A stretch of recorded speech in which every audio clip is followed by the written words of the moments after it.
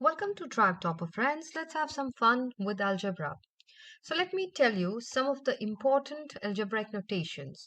The first notation is algebraic expression. So any expression of the form like x squared plus 3 or x minus 4 is considered to be an algebraic expression. If we add an equal sign, it becomes an equation like x squared plus 3x minus 4 is equal to 5. Now that is an equation which has to be solved to find the value of x.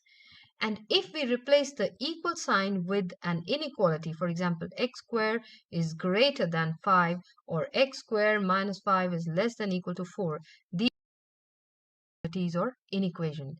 So algebraic expression is just connecting the terms containing x and numbers.